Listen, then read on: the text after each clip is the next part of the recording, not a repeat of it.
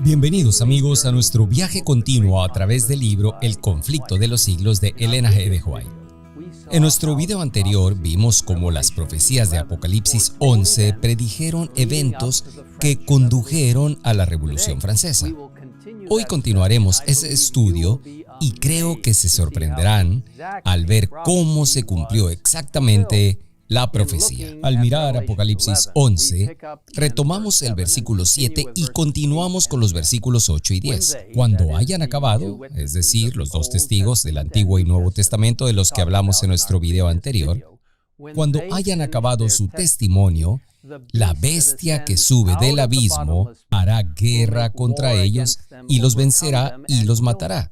Y sus cadáveres estarán en la plaza de la grande ciudad que en sentido espiritual se llama Sodoma y Egipto, donde también nuestro Señor fue crucificado. Y los moradores de la tierra se regocijarán sobre ellos y se alegrarán y se enviarán regalos unos a otros porque estos dos profetas habían atormentado a los moradores de la tierra. Entonces, ¿qué significa este pasaje y cómo se aplica a la Revolución Francesa? Bueno, para empezar, es importante recordar que este lenguaje profético es simbólico. No se refiere a Sodoma o Egipto literales, sino a lo que estos lugares simbolizan. Note que el pasaje dice la grande ciudad, que en sentido espiritual se llama Sodoma y Egipto. Se nos dice en el conflicto de los siglos que de todas las naciones mencionadas en la historia de la Biblia, fue Egipto con la que más osadía negó la existencia del Dios vivo y se opuso a sus mandamientos. Quizás recuerden cómo Faraón declaró audazmente: ¿quién es Jehová para que yo oiga su voz y deje ir a Israel? Yo no conozco a Jehová ni tampoco dejaré ir a Israel.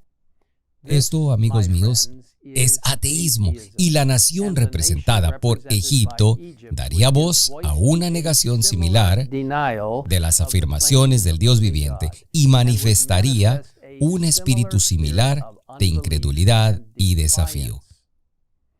La grande ciudad descrita en Apocalipsis 11 también se compara espiritualmente con Sodoma. La Sodoma literal era bien conocida por quebrantar la ley de Dios y especialmente por su conducta inmoral y sus prácticas sexuales. Elena G. de White escribe, en conformidad con lo que dice el profeta poco antes del año 1798, que un poder de origen y carácter satánico se levantaría para hacer guerra a la Biblia y en la tierra en que de aquella manera iban a verse obligados a callar los dos testigos de Dios, se manifestarían el ateísmo del faraón y la disolución de Sodoma. Luego ella declara, esta profecía se cumplió de un modo muy preciso y sorprendente en la historia de Francia.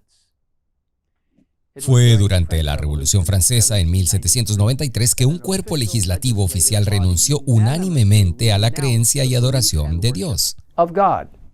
Leemos que Francia es la única nación en la historia del mundo que por decreto de su asamblea legislativa declaró que no hay Dios.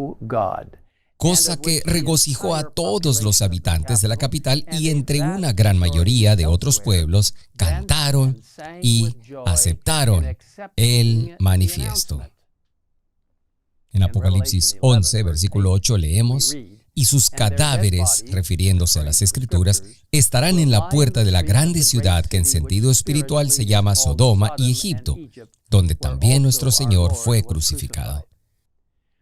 ¿Qué significa esta frase, donde también nuestro Señor fue crucificado? Leemos que en Francia se cumplió también este rasgo de la profecía. En ningún otro país se había desarrollado tanto el espíritu de enemistad contra Cristo. En la persecución con que Francia afligió a los que profesaban el Evangelio, crucificó también a Cristo en la persona de sus discípulos. Durante siglos, la sangre de los mártires se derramó en Francia.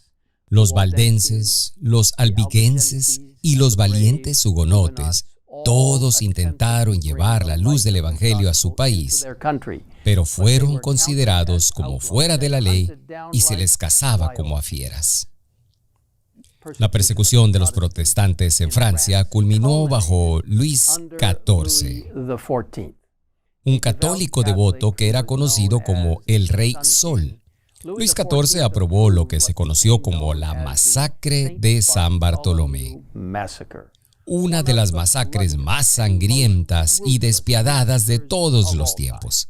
Aquella terrible matanza que duró 7 días en París y luego, por orden especial del rey, se extendió a las provincias y se prolongó durante 2 meses.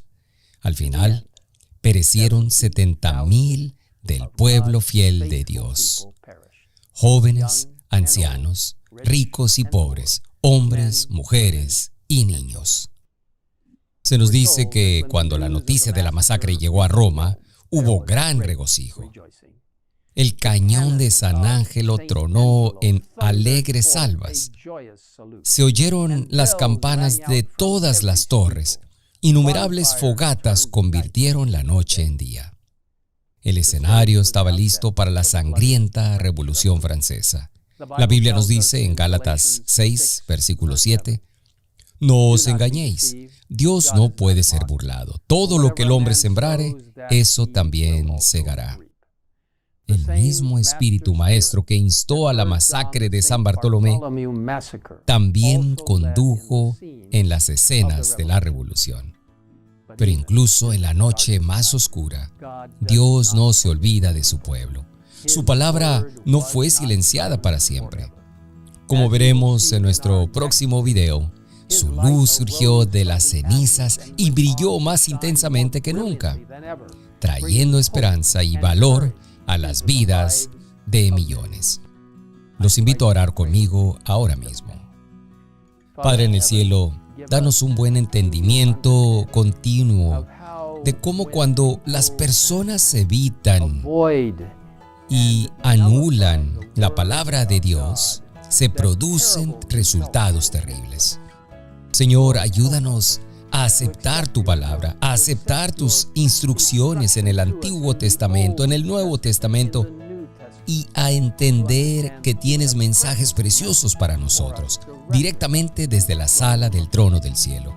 Guárdanos y cuida de cada uno de nosotros espiritualmente y de cualquier otra manera, para que podamos, al igual que muchos otros en el pasado, defender la verdad bíblica sin importar lo que enfrentemos. Gracias por escucharnos. En el nombre de Jesús lo pedimos. Amén.